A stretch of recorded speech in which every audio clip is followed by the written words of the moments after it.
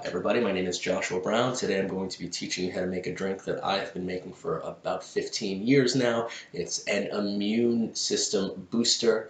Full disclosure, I'm not a doctor, nor do I play one on television. My qualifications for this is that I've lived in Beijing and Hong Kong and Taiwan, and I've lived there during various different times of illness and pandemic, including SARS and bird flu and swine flu.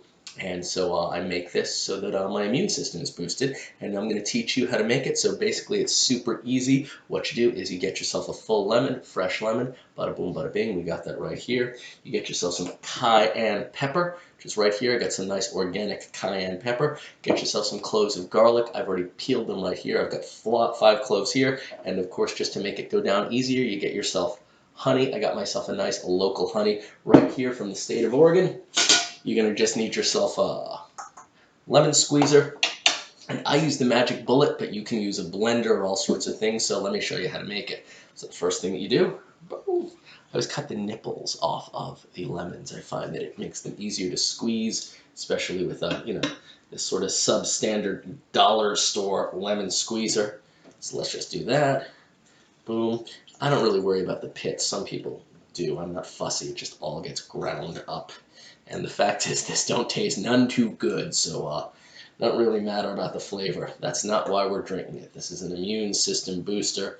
Garlic, of course, is in addition to preventing vampire attack. Was it vampire or was it werewolf? It was one or the other, but in any event, I feel that it's a very helpful thing. So you squeeze the lemons. What I then do is I pour the lemon juice directly into our magic bullet. And I put the other items in there. You get your chunks of garlic. I use a 1/4 teaspoon of cayenne pepper. A little bit more, it's a bit of a heaping teaspoon. The honey, of course, is kind of just to taste. The more you put in, the better it's going to be, but it ain't going to be good no matter what you do. Just put kind of a squeeze like that. Now, I, of course, live in Portland, Oregon. I'm quite lucky and blessed. We have some of the best tap water in these United States of America, so I just use tap water. I fill this thing up all the way, so this is basically about 1.5 cups of water, and this is meant for 2 people. Screw this thing on. Bada boom, bada bing.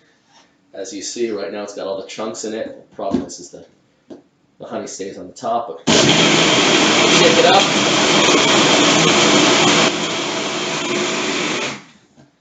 Shake it a little bit, just so the honey gets off the top.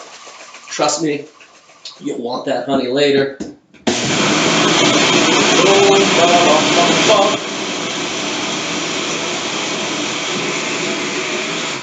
But of course, the proof is in the tasting. I basically find that when I do this, and during cold and flu season, I get less colds and flus, and they last a little bit less time. That's about right. And my lovely assistant, Twilight, would like to come here and show you just how good it tastes. All right, so good. There you go. There's your liquid amount. Ganbei. Ganbei.